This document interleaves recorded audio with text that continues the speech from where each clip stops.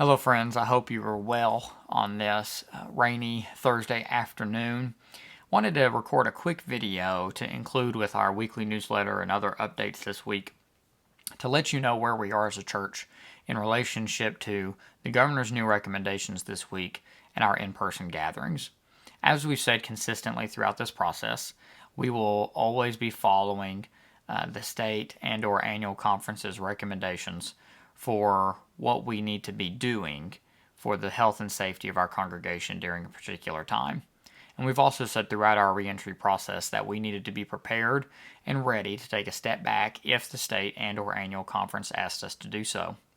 This week, the governor's new recommendations include a request that no gatherings of any kind would be hosted if your state ends the week on Thursday in the red zone. And I would encourage you to see his press conferences and relevant news articles for more explanation of what that means. And the worship team met this week and discussed these recommendations, and we affirmed that we would continue to follow the recommendations of the state and or annual conference as we have previously said that we would. So what that's going to look like for us is this, and I'm recording this on Thursday before Governor Beshear's press conference this afternoon, so not final yet on where we will be in the week ahead, but that will be included in the weekly newsletter that we are waiting to send out until after the press conference is over, which we will start to do on a weekly basis, and this is why.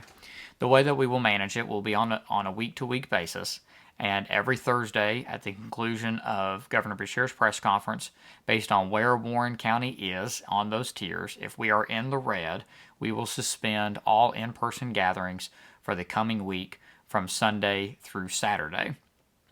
And then the next week on Thursday, we will see where we are again and make the determination. Each Thursday evening, we will send out the weekly newsletter with that determination included. We will also communicate it via Facebook and the phone tree so we know going into the weekend where we are at for the coming week. Of course, at various times, different activities that may be happening, there may be alternative forms or things like that. We'll deal with everything on a case-by-case basis. But this is a new way that we are approaching our reentry questions because previously we've been working monthly and on a phased approach. Now the new recommendations are to do a week-by-week assessment, and we'll continue to follow those. I will let you know that if this afternoon we remain in the red and we choose to suspend in-person activities for the coming week, one exception to that will be the All Saints Sunday celebration this coming Sunday afternoon at 3:30. We will have stricter guidelines around that to ensure as much safety and health as possible for all of us.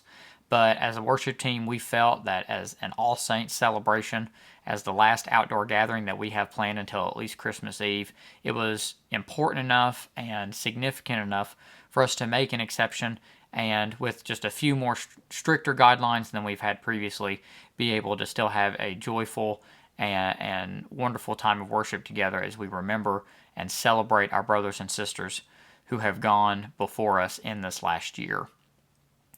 So again, that is just a brief update for you. I hope that you will share any questions that you have with me or one of the members of the worship team. I hope as well that you'll continue to thank the worship team for the incredible work that they're doing in helping us process decisions around our worship services, and continue to thank our other leaders and our other teams who will be involved in more of these conversations in the weeks ahead as we navigate the impact of these recommendations on the various activities that are going on at the church. And most of all, I thank all of you. I thank all of you as our church that you continue to demonstrate incredible patience and grace during this season, that you continue to celebrate the goodness and grace of God in all days. And remember what I said to us at the very beginning of this pandemic season, that we will continue to be the church in the present and continue to work toward the future during this, no matter what we're having to navigate in a particular moment. And so we continue to be the church. We will continue to serve. We will continue to worship. We are continuing to do all those things no matter what the current recommendations are. And we are working towards the future with a newly articulated vision, with a mission to nurture the risen life of Christ in all people. We will continue to work towards the future knowing that this season will pass, that it will calm down again, that we will be able to gather together again in the way that we so desperately want to. I'm so looking forward to that day. And until then, I appreciate so much your faithfulness and your commitment and your grace as we can continue to navigate the challenges of this season. Thank you again. Share any questions that you have, and I look forward to worshiping with you soon. God bless.